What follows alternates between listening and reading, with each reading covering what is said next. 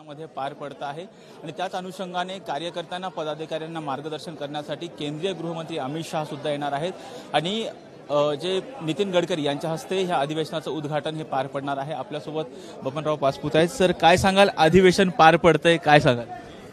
अधिवेशन पार पडतं याचा अर्थ उद्याची निवडणूक लक्ष्य आहे, विधानसभा चांगल्या पद्धतीने जिंकणार।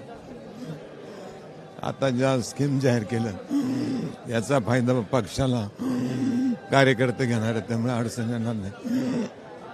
2 महिन्यांवरती निवडणुका आहेत, 3 पक्षांची आघाडी आहे, अजितदादांचा राष्ट्रवादी आहे, शिंदेची शिवसेना आहे, भारतीय जनता पक्ष आहे। कार्यकर्त्यांमध्ये कसा समन्वय साधला जाणार आहे सर?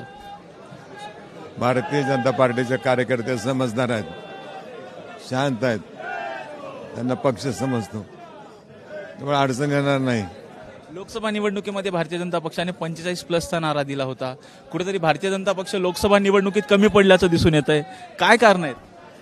विरोधकाचा प्रचार म्हणजे आता संविधान बदलणार असे जे प्रचार झाला वाईट, ते वाईट प्रचाराचं ते फळ आहे, लोक त्यातून बाहेर निघाले। आता किती जागा निवडून येतील वाटतंय आता ह्या विधानसभा निवडणुकीमध्ये? आहे त्याच्यापेक्षा जास्त येणार।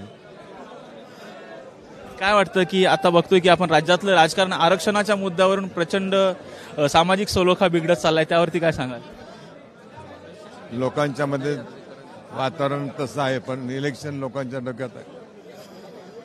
उद्या काम करणारा पक्ष फक्त जनता पार्टी, भारतीय जनता पार्टीच आहे हे मान्य केलं, अडचण नाही। हे होते आमदार बबनराव पाचपुते। हे म्हणतात की आगामी काळामध्ये भारतीय जनता पक्ष सत्तेवरती येईल। व्हिडिओ जर्नलिस्ट शिवाजी सावंतसह Rajratna Jondhale, top news Marathi, Pune. Come on guys, hurry up. अरे सुन ना, एक ब्रेक ले लेते हैं। Guys, I am telling you, तुम लोगों को सही से ट्रैकिंग नहीं आता। But that's okay, you can learn. रोज का ढक्कन देना। तो ये रेड वाला है, सही वाला देना। अबे ढक्कन, पहले तो सही पानी पीना।